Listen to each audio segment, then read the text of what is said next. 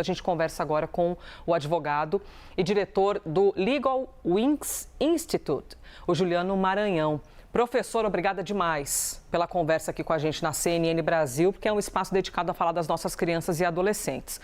Dúvida bem Bom básica. dia. Bom dia, obrigada, professor, pela gentileza. Dúvida super básica.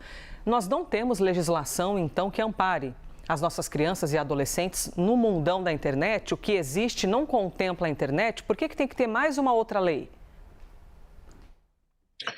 Certo, na verdade, existe o Marco Civil da Internet que proíbe ou obriga as Big Techs ou as empresas de tecnologia a retirar conteúdo quando há ordem judicial.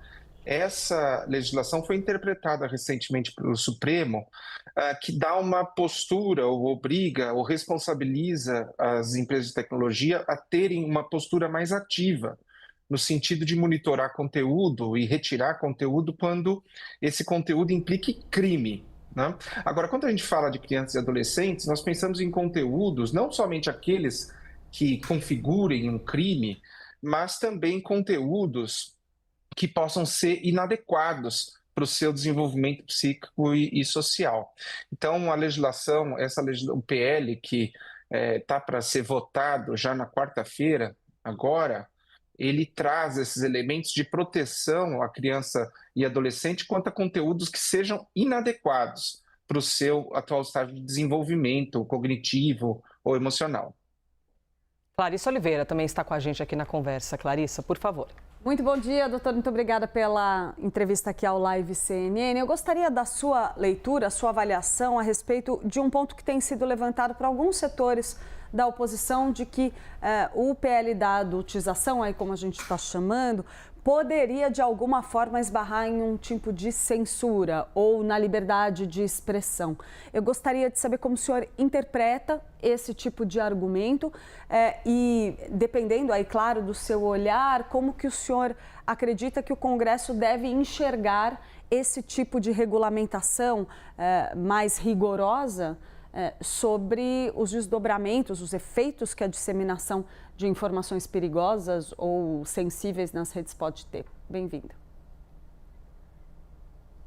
Bom, a liberdade de expressão, ela tem um grau de proteção, um quadro de proteção diferente conforme se mude a Constituição. Então, na Constituição norte-americana e na tradição jurídica norte-americana, a liberdade de expressão tem um peso muito maior. Quando a gente olha para a Constituição brasileira, a liberdade de expressão ela tem seus limites, né, quanto a conteúdos que possam levar a ilegalidades ou conteúdos que, por exemplo, impliquem ofensa à honra, né? Então, em relação a esses conteúdos que possam ser danosos a crianças e adolescentes, no contexto jurídico brasileiro, há espaço para uma regulamentação, né, uma legislação que seja protetiva contra esses valores, né, um valor fundamental que é de proteção e o desenvolvimento saudável psíquico das nossas crianças. Uma dúvida, se a gente pusesse aqui, professor, um exemplo na vida prática, poderia esse projeto de lei, vamos supor, dizer, a partir de agora as redes sociais vão ter lá uma classificação indicativa, tipo quando vai começar um filme na televisão que mostra, atenção, esse material é para maiores de 14 anos. Poderiam avançar nisso? Porque parece um caminho seguro, né, para o nosso entendimento, mas aí as Big Techs teriam de topar?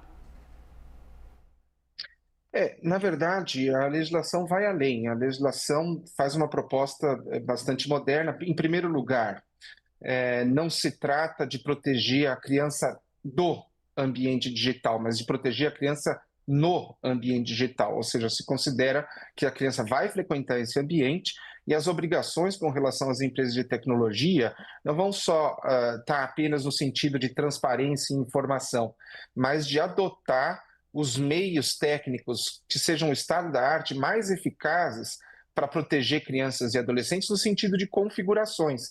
Então, não só avisar de conteúdo impróprio, mas também desenvolver de forma técnica algoritmos que dizem respeito à distribuição desse conteúdo e a configurações de acesso ou de supervisão parental que já limitem o acesso àquele conteúdo que é impróprio. Então, uma postura mais ativa no sentido de usar os meios técnicos mais eficazes para controlar e proteger o acesso da criança àquele conteúdo que seja impróprio. Clarissa?